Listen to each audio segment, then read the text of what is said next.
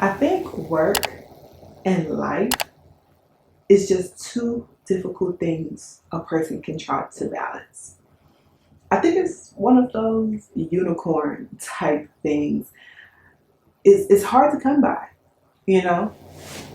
Hey there, my name is Toni, and on this channel, I bring to you productivity mindsets as well as personal development. So if that's your thing, go ahead and hit that subscribe button so you can join the crew.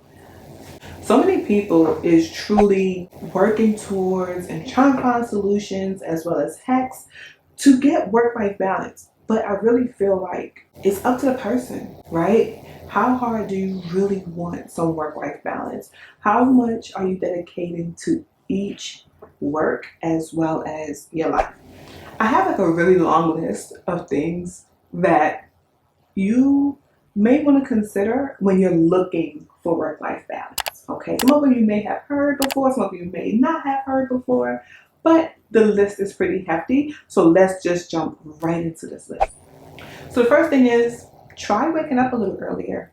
I know it's easier said than done. So let's say, for instance, you're wanting, to take care of your home more. You might want to wake up a little earlier and complete in like a morning routine to take care of your home, to where you might wash a load of clothes, you might clean your kitchen, you might clean your living room, if that is your goal. Don't forget, you are creating this work-life balance based off your goals. So if your goal is you want more home time or whatever, you might want to put more time into the home. So you might need to actually wake up earlier.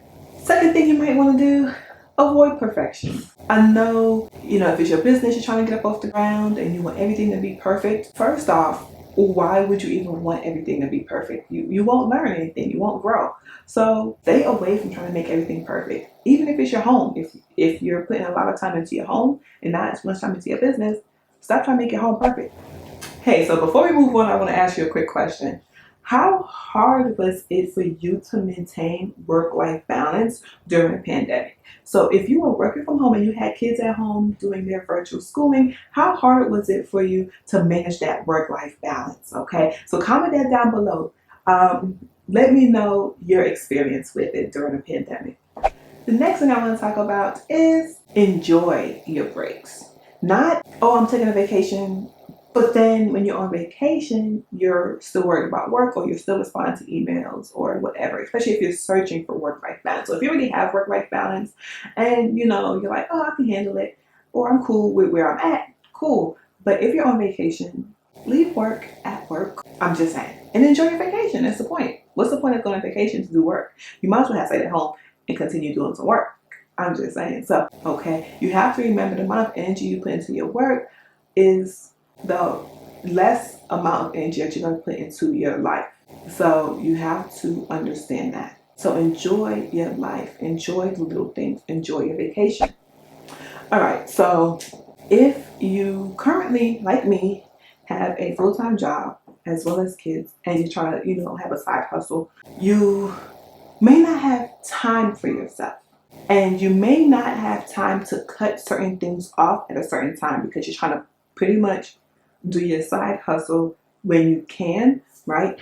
But you have to remember, you got to cut some things off at a certain time to enjoy something else. So let's say, for instance, you're putting more focus into home and not into your work. You might want to, cut some things at home, such as, TV time, or you get what I'm saying? So cut certain things. So if you're spending a lot of time at work and not at home, you might want to end work at a certain time. So you have to keep that in mind. Even if you're juggling multiple things, you have to cut off to put time somewhere else. Everyone is given 24 hours in a day, so you have to consider that. You have 24 hours, and mind you, some of those hours you have to sleep. So, and sleep is very important. So also you have to also keep that in mind. You have to sleep, okay? Yeah, some people will tell you grind, grind, grind, grind, grind. In the beginning, you have to grind. But on the same note, you gotta sleep, okay? So you gotta keep that in mind. I think this is also where I struggle with saying no. So the next tip is say no sometimes. And I think I struggle with actually saying no sometimes, depending on the opportunity that comes my way. So if a good opportunity comes my way, knowing I don't have any extra time, it's hard for me to say no. So sometimes we just have to just just suck it up and be like, you know what, I can't right now. Based on, me needing to put more time in this or put more time in that, I don't have time for that. Until you find that balance you're looking for, then you may want to take on anything extra. But until then, you might want to consider saying no. Okay, so with this one, I might have to hurt a little bit of your feelings, but it's okay. Stop trying to do it all. Like, ask for help or outsource some things. You don't have to be in control of everything. I think that's what happens, especially if you're starting a business or you're going to run your home or manage your home. You want to be in control of everything, right? And being in control of everything leads to not being in control of something else or losing control of something else. So if you're going to be all in control of your business, you're going to lose control of your home, vice versa. So you have to outsource. Let's say, for instance, you cannot afford to outsource, right? You have to do little things. So for me, my little thing is ordering groceries, which I did last night, right? Or my little thing is asking one of my kids, hey, can you clean this bathroom? They might not do it to my liking, but it's going to be good enough to wear until I can get to it. So you have to outsource certain things, okay? And also ask for help. All right, so this next one, I talk about it a lot on this channel, but especially recently, plan your day, okay? As a person that's doing multiple things, having a family, having a side business, having a full-time job, you still should plan your day to have some type of structure. When you're dealing with kids, things come up, but let's say, for instance, nothing comes up and you had nothing planned, nothing might get done. So get the 3 most important things you want to accomplish per day and put that on there. And then some things you're going to have as non-negotiables. Like for me, my non-negotiable is going to work. You get what I'm saying? Or for me, my non-negotiable is cooking dinner, right? So you have to keep that in mind. Get a planner that works for you. I do have a video where I'm discussing ways to remember to use your planner. That's a really good one.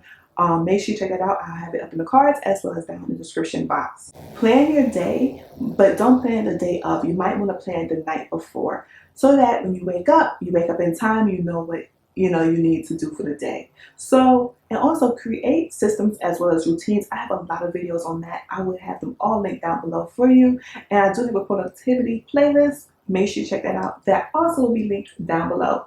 But you want to create systems as well as routines. If you have no idea where to start with your systems or routines, I also will have some book suggestions for you down below that I have read and that I swear by. So that's where you want to start. Planning your day and creating systems as well as routines. And don't forget, when you're dealing with kids or anything else, things come up. So you have to be mindful of that. So with this tip, everyone doesn't do it. Everyone doesn't agree with it. But for me, it has worked. So I want to tell it to you because it might work for you. With this one is plan your meals. Okay, on Saturday or Sunday, or even when you're just sitting around, or create a list of easy meals for you to prepare in the middle of the week. Pinterest have a lot of great 30-minute or 45-minute recipes, and plan your meals in advance, right? It kind of gives your day, you know what to expect for dinner, right? Everyone in the home knows what to expect for dinner. So plan your meals. Do it on Sunday, do it on Saturday. Like I plan mine prior to the week approaching, and I buy my groceries based off of what's the meal plan for the week. When you're meal planning, you don't have to put so much into it. Don't let it consume you.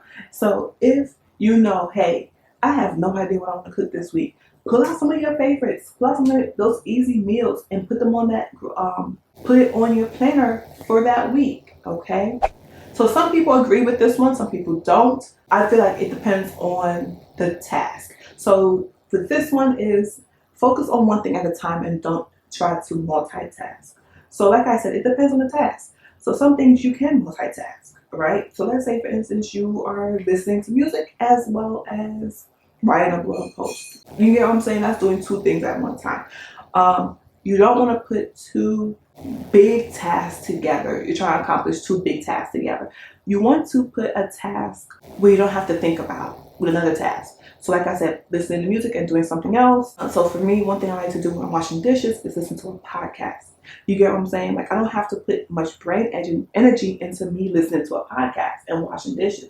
So do your main task, knock that out, get that accomplished, and then move on to the next task. You lessen the chances of wasting time. When you're trying to find work-life balance, time is not always on your side. So you have to manage your time wisely. So by avoiding multitasking big tasks, increase the chances of getting it done right the first time. All right, so those are my tips to help you maintain or even achieve some type of work-life balance in your life. If you enjoyed this video, make sure you hit that like button and make sure you subscribe so you can see more productivity, mindset, as well as personal development videos from me. Catch you later.